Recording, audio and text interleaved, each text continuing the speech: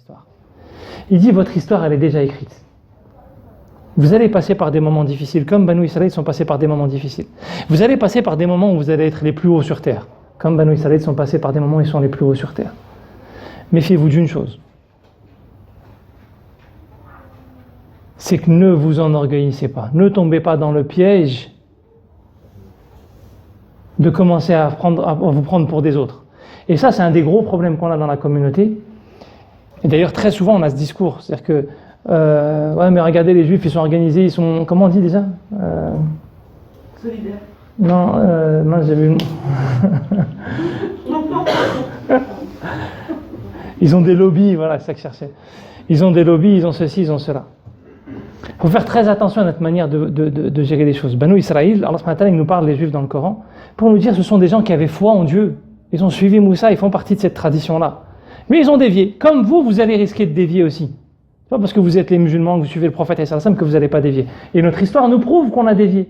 Il y a eu des comportements dans la communauté musulmane qui ont été très déviants. Et Allah subhanahu wa ta'ala nous dit, méfiez-vous de penser que parce que vous êtes la communauté du prophète vous avez toutes les garanties. Comme Banu Israël, leur première déviance, ça a été celle-ci. Pensant qu'ils avaient, eux, le message de vérité, ils ont commencé à s'enorgueillir, ils ont commencé à vouloir prendre du pouvoir sur les autres, ils ont commencé à pervertir. Allah dit, méfiez-vous de ça.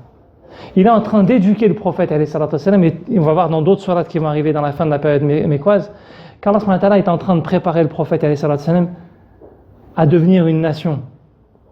C'est-à-dire qu'aujourd'hui, certes, vous êtes sous la tutelle des gens de la Mecque qui sont en train de vous asservir, etc. Mais le jour où vous allez avoir, vous, le pouvoir, comment vous allez vous comporter? Méfiez-vous. Et nous, aujourd'hui, dans le discours de la communauté, on est asservi, on est ceci, on est cela, mais donne un peu de pouvoir à un musulman, dans une association, dans ce que tu veux. Alhamdoulilah, il y en a qui sont sages, il y en a qui essayent de faire les choses bien, il y en a qui... Mais il y en a, c'est affolant. Mais sur des choses très simples. Moi, je donne un exemple très souvent. Tu as quelqu'un dans ta famille qui a un bon poste bien placé pour avoir un logement. Il marche plus le truc. Pour avoir un logement ou un truc. Tu vas te faire pistonner ou pas? Alors tu sais qu'Allah subhanahu wa ta'ala, il n'agrée pas ce genre de choses, que c'est mauvais, que c'est néfaste.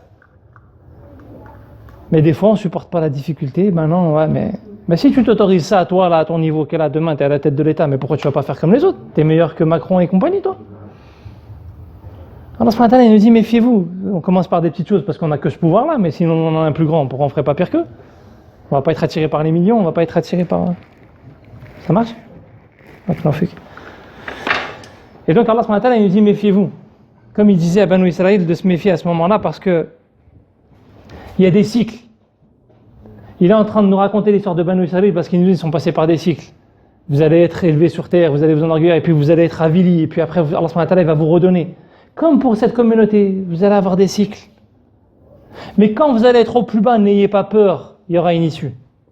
N'ayez pas peur parce que vous êtes bas, que ça y est, c'est fini, etc. Allah subhanahu wa ta'ala crée ces moments-là pour vous éduquer, pour vous rappeler quelle est votre mission. Quand vous serez au plus bas, rappelez-vous que vous avez un travail à faire sur vous. Mais quand vous serez au plus haut, faites ce travail-là. Parce que malheureusement, quand l'être humain est au plus haut, très souvent, il devient dominateur. Il devient celui qui est asservi. Et quand il est au plus bas, il a peur, il s'avilit. Votre rôle, vous êtes de la tradition de Nuh. Vous devez être parmi les serviteurs reconnaissants. Et les serviteurs reconnaissants, ce sont ceux qui œuvrent pour diffuser ce message.